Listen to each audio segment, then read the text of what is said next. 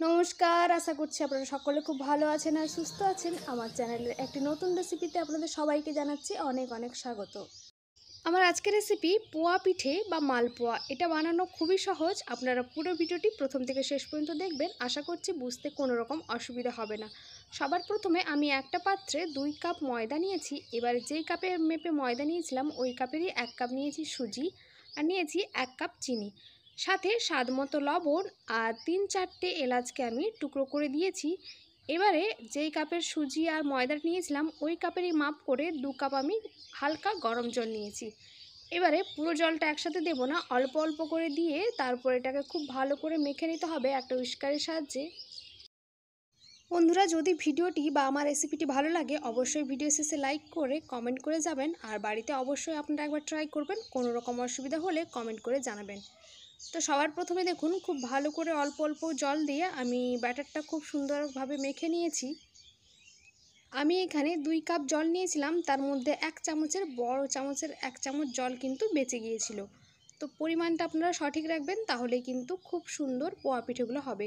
তারপর এটাকে ঢেকে রেখে দিয়েছিলাম 15 মিনিট জন্য। তারপর 15 মিনিট পর আবার এটাকে খুব ভালো করে ফেটে নিতে হবে। এটা যত ভালো করে ফেটাবেন পিঠেগুলো কিন্তু অতটাই ফুলকো ফুলকো হবে।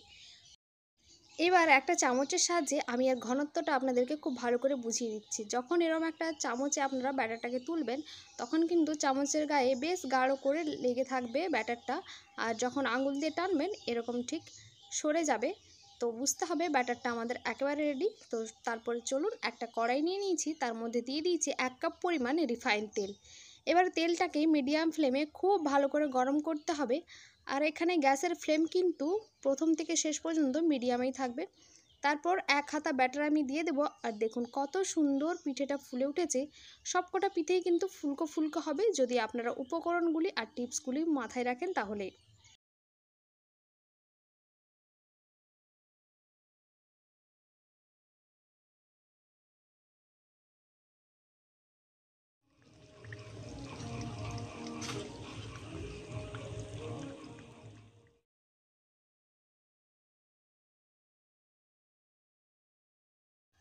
এপাশ এপাশ উল্টে পাল্টে একটু চেপে চেপে খুব ভালো করে ভেজে নিয়েছি। দেখুন কতটা ফুলকো ফুলকো হয়েছে। এইগুলো কিন্তু ভেজে রাখার 1 ঘন্টা পর্যন্ত কিন্তু এরকম ফুলকো ফুলকোই থাকবে, একটু চপসে যাবে না।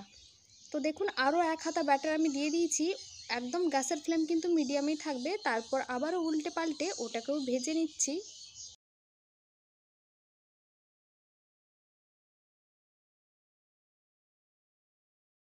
আমার মতো আপনাদেরও সমস্ত পিঠেগুলোই কিন্তু ফুলকো ফুলকো হবে যদি কয়েকটা টিপস অ্যান্ড ট্রিক্স মাথায় রাখেন।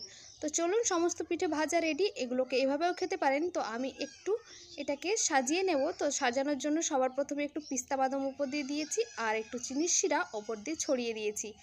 তাহলে রেসিপিটি কেমন লাগলো অবশ্যই কমেন্ট করে জানাবেন। যদি ভালো লাগে ভিডিও শেষে লাইক করে, চ্যানেলে নতুন হলে চ্যানেলটিকে সাবস্ক্রাইব করে নেবেন আরও এরকম মজার রেসিপি পাওয়ার জন্য। তো দেখা হবে পরে আরেকটি ভিডিওতে। ততক্ষণ পর্যন্ত সবাই ভালো থাকবেন, সুস্থ থাকবেন আর সকলের খেয়াল রাখবেন। ধন্যবাদ।